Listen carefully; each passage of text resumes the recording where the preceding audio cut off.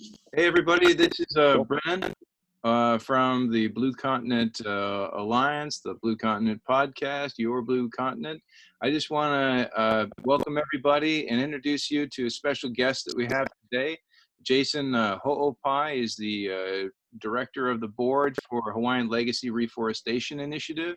He's an interesting cat, and he's a guy who's got a lot to talk about, an interesting background as an entrepreneur and real estate a specialist, and wanted to welcome him to talk about what the Hawaiian Legacy Reforestation Initiative is all about and what makes them pretty special. Jason, can you tell me a bit about yourself and where you came from and how you came to be on the board as the director of the board?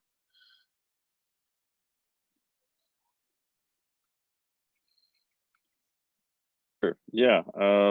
And did all my schooling in San Francisco, and worked with Hawaii sometime after college, and always have these like weird situations where you find yourselves working with people and you don't really know why. And that was we were really good gentlemen, and we worked together, and that's how I learned about this project in its inception, and kind of helped along the way where I could, and as needed, and just really watched their idea and their concept of forest management and management become this new thing, this creation, land management with unique, and so it's attractive, and I think the time in my life is right to help jump back in years of seeing it move along, and I'm happy to participate in any way to try to help rebuild our environment and innovate through their ideas and their concept of forest management. So it's been exciting to work with those gentlemen and better techniques Yeah. Did you have a background for everybody, really. in forestry or ecology before you came to work with them? What was your experience? No, yeah, no, definitely not. My background with forest and ecology is really being a part of it. I think my love for being in nature, love for being outdoors, and spending a lot of time in the forest allows me to kind of understand the forest in a unique way, and plants in a different way, and our things. So being outdoorsy was always part of your life then? I think wholly, and it's absolutely, yeah. And Hawaii was always part of my life. My family's from very rural areas in Hawaii, and so where's your family from in Hawaii? kept me grounded to know what's going on in Hana, Kipahulu. Hana, Maui. In Hana, Maui. Yeah. Hana, Maui. I'm very familiar with it. I used to live in Maui as well. Oh yeah? Yeah. Oh, whereabouts? I lived in Kahului and Kihei, but you always want to be out at Hana. yeah. If you can get there, and if you can find your way home. Yeah. Right. Unless you decide you don't want to find your way home, It's good. So tell me about. Hana is the way home. That is the way home. Can you tell me about what you've done since you came to work with the Reforestation Initiative, and tell us what it's about? I mean, what is it? What is this program? How do people Sure. how can they understand it and experience it? Sure. Yeah, so Hawaiian Legacy Reforestation is really about rebuilding our habitat and creating new mechanisms of managing lands in a focus on creating conservation assets and building long-term resources for our communities. And that happens when you're a part of well, let me rewind a little bit, I think, because HLRI is special because of its focus, I think, because it's focusing in on rebuilding Hawaiian habitat. That part of Hawaii doesn't get a lot of attention. Its military capabilities and a lot of innovation comes from Hawaii and good Mhm. products and things like that. And But its it's land rebuilding assets and land habitats management that just were never been. destroyed? Yeah, absolutely. And really this test subject there in Hamakua is such a testament to their efforts and their knowledge about how to rebuild what's going on there in Hawaii. Can you tell about that? They did something which, yeah, yeah. Having planted well over 500,000 trees and having tagged and chipped all those trees, the organization has been able to be the most mapped forest in the world, and they've been able Wow. to track the growth of a koa forest What are the benefits of unlike mapping? anybody else, and outperform. The benefits of mapping a forest would be to know all of your assets. And it's a challenge in a natural environment because you have eco assets which don't really respond in any other way than you going out there physically and visually taking a look at those trees and those structures in your field to know whether they're performing. Okay.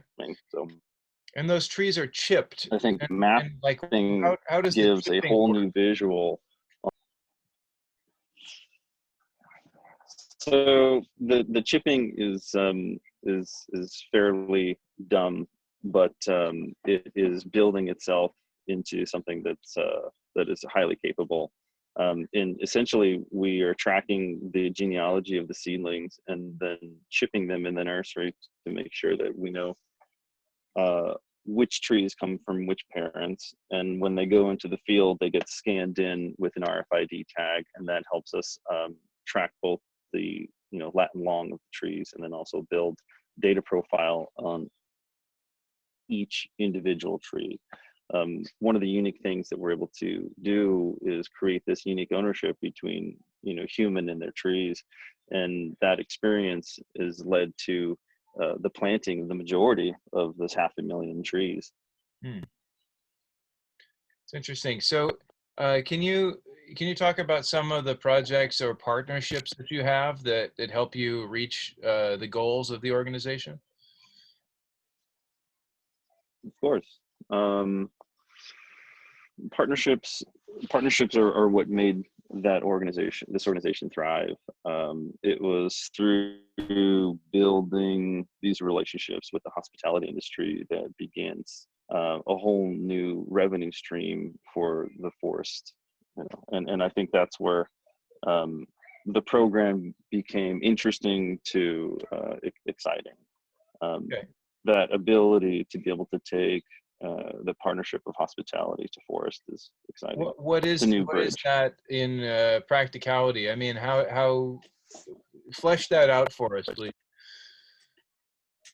Hmm. Sure.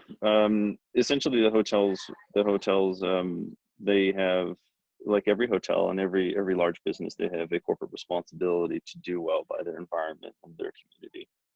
And so, as the hotels are a large participant of our economy here in Hawaii, they're also a large participant on the impact by attracting both tourists and their usage on our resources.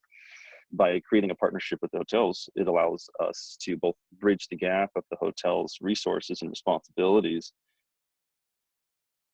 Okay. while allowing that some dollars to participate in our environmental rehabilitation. Hmm. Okay. Are you working on So any new partnerships it's a then? it's a unique program, but Yeah. yeah. I just Yeah, I wondering. mean, Yeah, of yeah. course, Please go there's ahead. always new partnerships. Yeah, there's always new partnerships. And apologize if the audio is really laggy Yeah. because I, we were choppy a little bit, but yeah. um, There's always new partnerships. I think what we're finding is, when we look back at the field that we did in the Big Island, those 500,000 trees tagged and planted, each one took a knee to put in the ground. And, that sense of responsibility when you bring people back to the environment to be a part of it and put something in that's lasting. That's what spawns our partnerships. And there's always a new reason to plant a tree. And I think that's what we're finding to be exciting. And one of the things that the organization does very well is we build plug and play programs for corporations to have social and environmental sustainability directly tied into whatever they do right off the bat. And so that's Talk how more we've been about able that. Like, to what are tap some into the examples of that? hotels. And well, I think the hotel industry and working with hospitality has been a part of that example. That plug and play program includes, what we call the tree fee that goes into the hotel front desk, and it plugs right into the front desk and allows us to take a small per room fee per day that goes directly towards the reforestation here in Hawaii and beyond, as we continue to partner with hotels outside of Hawaii. And so having that connectivity between our travel industry and our forest is this new thing that we're developing, and a new market that nobody's seen before. So you said you've been expanding some partnerships outside of the state of Hawaii. Can you explain a bit about the strategy there and how far you'd like to take that, or whether you'd like to export Sure. the model and try to get other organizations around the world trying to building off the same model that you're establishing? Yeah, I mean, essentially, it spawned, the concept really spawned out of demand. There are people with forests. There's forests around the world, both privately owned and what we've been able to do is happened. And we do that through both our innovative techniques and our connective tissue between the community and our corporate partners. That allows us to do new things. And the demand of forest management across the US and internationally makes this program deployable to help support independent landowners in different countries and in the US as well. Can you talk about We some of definitely the think this is other exportable. places that you've discussed these kind of projects internationally? Sure, yeah. I mean, without getting to too much detail, we've seen demands from New Zealand, Belize, Japan. I think there's even some requests from Pakistan and other countries. So, what we do is unique, and what we're able to provide for us. Wow, that sounds really incredible. Do they all have individual, very different types of needs, or are they along the same lines? I think everybody has different needs. When we think about environmental assets and conservation assets, they all mean different things to their immediate communities, whether that be a resource for water replenishment or food provision or habitat for for their main food sources or other things like that. Forests are critical, really critical in every domain. Yeah. Have you been involved with the building of these type of partnerships and communications, or is that the role of someone else? No, I've been very involved in both the deal making and planning and strategizing what this model may look like in the future. We hope to be able to create something that is a new market space in agriculture that we can utilize as as a cornerstone for future land management. Wow, that sounds pretty cool. Yeah, I hope so. I mean, we want to do something meaningful, Yeah. and you know, and I think that's what our efforts are worth, is to either do something that is meaningful for all, or meaningful for yourself, but figure it out and get to it. You know? Well, what are some of the things that are standing in your way from or like that are steps between where you are now and where you envision you going from here? I think, you know, one of the biggest challenges that we're experiencing today is our environment, our global environment, of both um, perspective, and our economic perspective. This entire context in which we have to operate today, all of us, is so dynamic that we're still trying to figure out what we don't know. We don't know what we don't know yet. What Yeah. we do know is that it's very different than what it used to be. Mm. Yeah. Yeah. We're building a new world, right?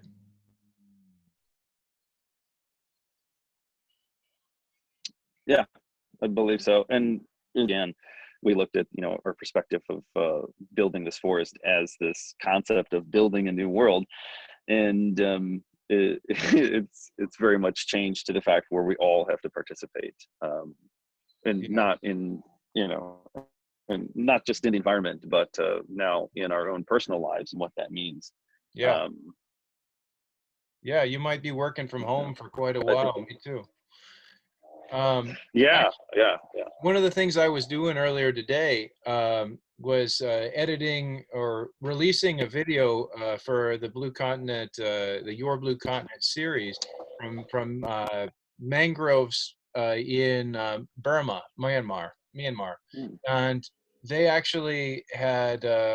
I referred them to your organization because one of the things they're doing is they have some tourism aspect they're building up, and they want to encourage people to plant trees, and I encourage them to follow your model because that way it's baked into the price of the hotel room, right? Instead of having to make Hmm. another sale, it's all inclusive and you're supporting the ecosystem. Yeah. Actually, I appreciate that. They did reach out to us, and Oh. I do recall seeing that come through. So there has been some communication. Oh. I think the reality of us expanding our model into the next stage is really critical for both the component of where the organization is going as a community, but also to build on our innovation. We're doing good things now, and to stop would, you know, doesn't benefit anybody. So we're trying to navigate forward, and I think this new time is really interesting. It makes us all redefine what's important and what's going to happen. Yeah, it's an exciting time to be alive. I mean, honestly, sure, it seems like the risk is there for things to go off the track in a lot of different ways, but at the same time, Yeah. there's an opportunity for change that like there's never been in our lifetime. So it's exciting to be alive. Hmm. Yeah, but you know, I think um, I detracted from one of your original questions, which is where do you see this going, and what are some of our challenges? And Mhm. I don't want to uh, forget one of the key challenges is, for any organization today, is liquidity. Um, Being able to know how you're going to manage your current expenses, Mm. moving past both, you know, not just sustaining, Mm. but innovating, right? So an That's right. organization like us, we require to be moving forward. If we're not growing, we're shrinking, and a lot of other Hmm. industries are like that. Yeah. And so we're constantly looking to grow. And you know, Yeah. luckily when you're invested in a forest, you don't have to do much to let that asset grow. Right. You It know, takes care of it's a itself. biological annuity. Yeah, You're playing it just does defense. thing. Yeah. Hmm. So what's the next thing over the next 6 months or so? What is Hawaiian Legacy Reforestation going to be doing? Geez. We're going to try to get everything that we can still do in order. We've got a good idea about how the next 6 months are going to shake Hmm. out regarding our current revenue streams as an organization, Yeah. and kind of explore new means of Hmm. being out there, and Yeah. looking what our partnership pipeline looks like post. We don't know how, and Right. How is your operation been we'd like to figure impacted that by out the at some point. COVID-19 crisis? It's been tough. Um, you know, Luckily, a lot of our people are in the field, and um, they're kind of in and out of the field because it's what the forest needs. Constant management is just what it requires. And during COVID-19, everything's closed. You have nothing else to do. So it's been great to have some of our field guys still being committed to supporting the forest even through the tough times. Yeah. And for guys that are working directly with the customers and supporting new onboardings for partnerships and other things like that. Mhm. The challenge is resources. We're tapped on resources, so we have to make everything we do go further. That's both leaning on friends and family to help us support certain initiatives that have to happen internally, and Mhm. continue to provide development and value for our customers Hmm. who Now, support I the can organization. imagine that a lot of the resources coming from the hospitality industry have dried up quite uh, profoundly. Rapidly, yes, yes, Mm. yeah. Um, that that that can be uh, quite a challenge for any organization to disrupt its revenue stream, and we're all experiencing it. We're no different than anyone else. Yeah. Um, so I think that's what's really interesting. I think that the thing that our organization a little bit different is, just like anybody else who's invested in forests, Mm. is most of what you work on Mm. isn't visible unless you go out there. And Yeah. it's when you're there, it's as if the economy doesn't matter, the society doesn't matter, nothing matters because the trees are there. They don't care, Right. and they're doing their thing. And so long as you keep putting trees in the ground, they're going to continue doing their thing. Right. The virus doesn't And care, or the trees don't for care about us, the the kind virus. of That's right. That's right. And for the large manufacturers and large polluters that some of that the trees are mitigating the pollution for, they're not really going to stop either. And so I think the attention to continue planting our world Mm. to offset carbon is still a reality. And so we still need to continue on that environmental push, I um, think even seeing the difficulty in our economy. if you can leverage it right, there's certainly a huge opportunity in with the increased awareness that people have of their personal value for clean air that they're experiencing when they see the cities clean up during this period of time when the economy is slowed. That you say, look, hey, you want more of this? One way to really get more of this is to encourage a project like RFI, because all right, because this is going to be cleaning up the environment, going to clean up the air. Yeah, yeah, and it's a great opportunity to continue working while the environment is in its rehabilitative state. I think one of the best parts that I've seen, the stories that came out of this COVID experience, is our environmental reset on certain locations around the world. I think Yeah, that's been really yeah, I neat to love see. that. Um, and to not let that go waste. Take that as a lead and jump in and move forward from Right. that How could you point. afford to, Don't right? You can't afford to reverse miss this that action. lead. Let's somehow take, yeah, that's right. And so, I mean, as from when it goes from environmental assets or conservation resources, th- we've gained a lot in the period that there's been a reduction in travel and Hmm. economic impact on our environment. The Yeah. environment has gotten so much further ahead that it would, the cost to clean up what has cleaned itself in the period of global shutdown, I think would probably cost more than what we lost. Yeah. I don't know if that's true, but it is fascinating to see all this. I feel like we've got a huge lead in environmental restoration through this shutdown. Yeah. Hate to see that Everybody's reverse. talking about it, right? Everywhere you look, it's in discussion.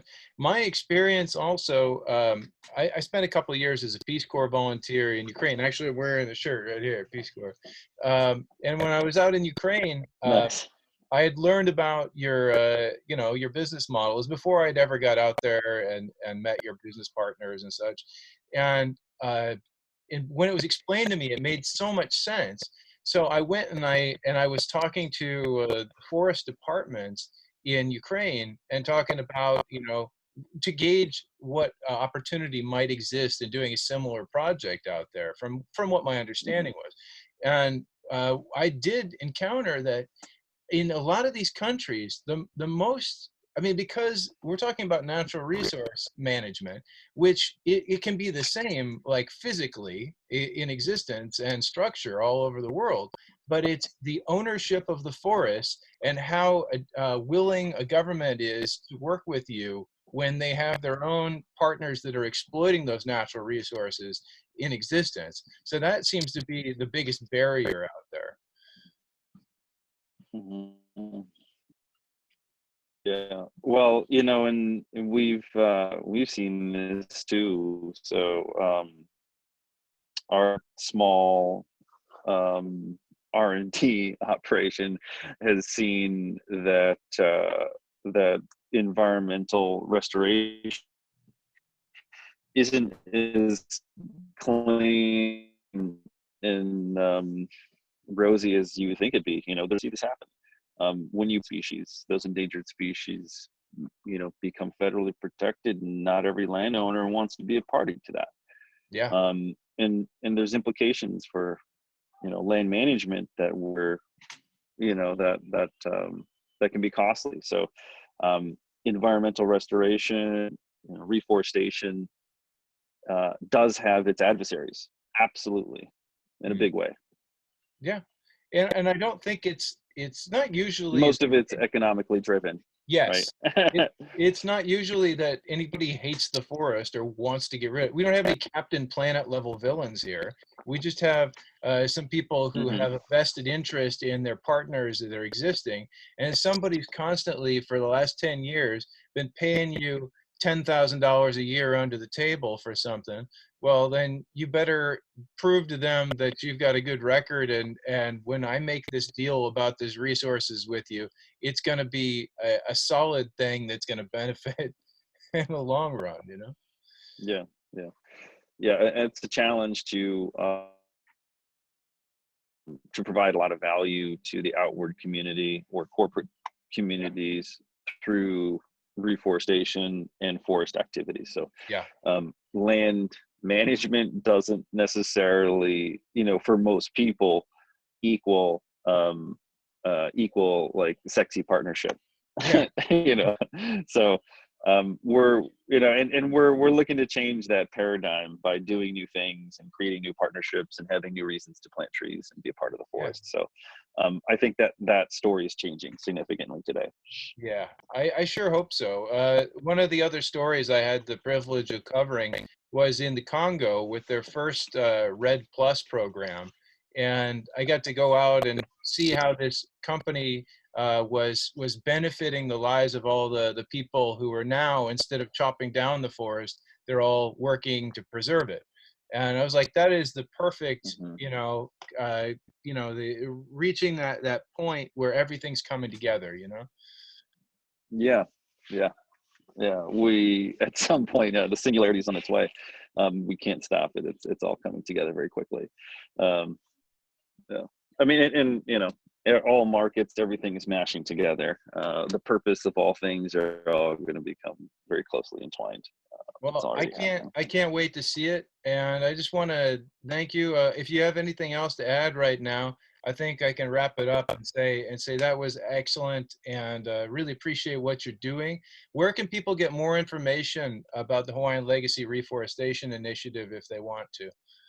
Yeah, please visit trees.org, and that's where you'll see more updates on our partnerships, development of new programs, and where you can sponsor a tree and be a part of the program.